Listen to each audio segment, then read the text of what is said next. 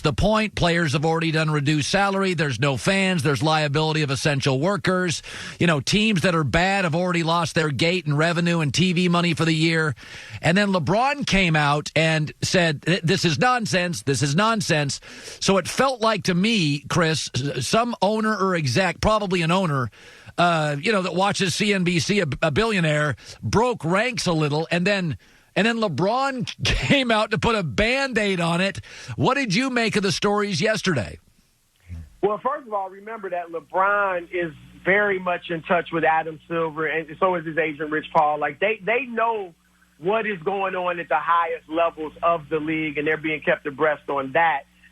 People I've talked to around the league, most people do want to play, executives, players, owners. However, what the feeling is that these are probably owners of bad teams.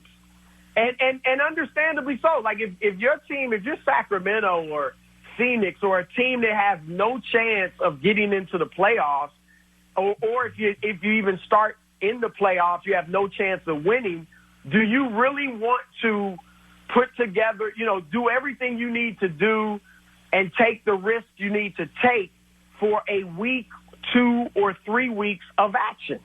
And so that's where a lot of this is coming from. And remember, the owner's also looking at there won't be any fans there, so there won't be any revenue from the gate. So those are some of the things that kind of play into this story. And a guy like LeBron James, look, he understands he's in his 17th year. He's 35 years old. The Lakers were playing great basketball. This is a great opportunity for him to win his 4th ring. I think it's probably his best opportunity for the rest of his career to win it. Yeah, Lakers are an old roster. They're not getting younger. It's not a good draft. They're not going to get help there, and it's not a good free agency period, and the cap's going to come down. So the Lakers have not – they don't want to burst through the cap and pay that penalty. So I do think it's LeBron's best year. So if I said, Chris, when you take a poll of execs, players, coaches, everybody, how many want a season and how many are ambiguous, don't really care? The overwhelming majority want a season. Okay. From people I've talked to and texted with and all of that. The ones that they don't really care are the teams that are out of it. Yeah.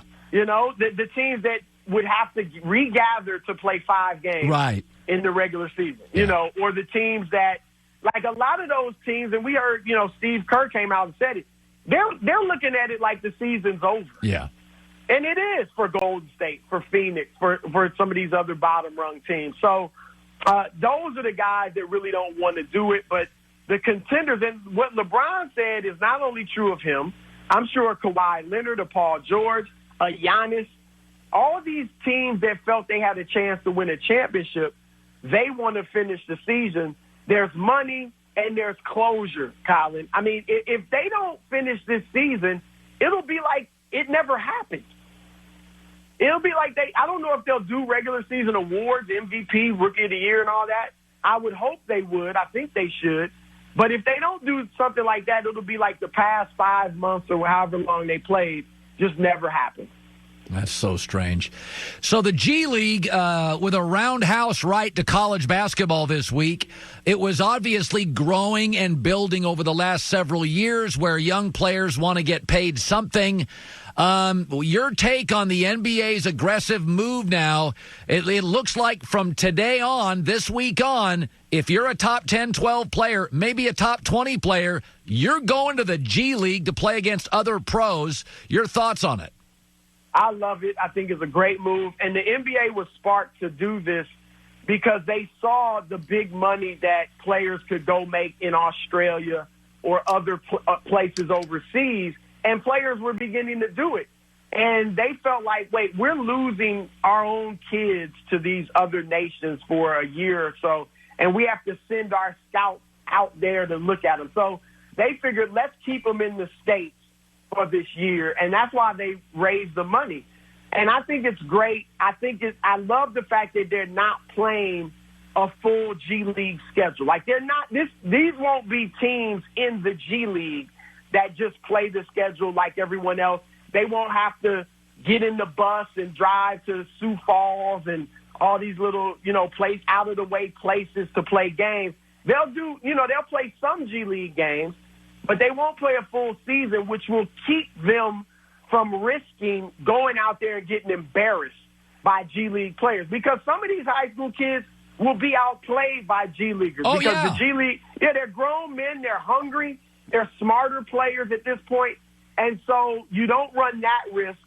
And, Colin, people talk about they need college for the exposure. Not anymore, because social media, some of these kids have 1 million followers on Instagram in high school. LaMelo Ball could very well be the top pick. He'll be a top 5 pick for sure, and he didn't play a minute of college basketball. He was in Australia. So these kids don't need the exposure that college gives them anymore. Sure, it could enhance it, if you're in March Madness or you're playing every Saturday on CBS, but you don't need it. And furthermore, these G League select teams, they will play some foreign teams made up of international players. And I wouldn't be surprised. I think they'd be smart to put those games on television.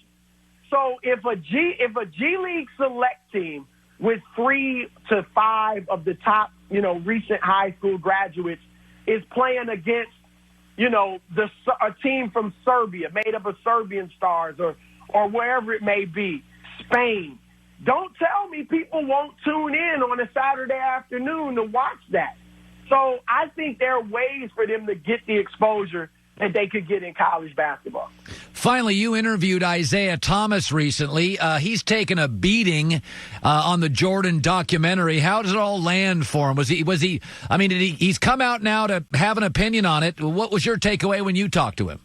I think Isiah was stunned by what the name that Michael Jordan called him on the documentary, the expletive, and that Jordan was still this upset, because I talked to Isiah like a few days before the documentary came, parts 3 and 4 came out. And he said, look, every time I've had an interaction with Michael Jordan over the last several years, it's been cordial. There's been no tension. He hasn't given me any indication that he doesn't like me and this and that.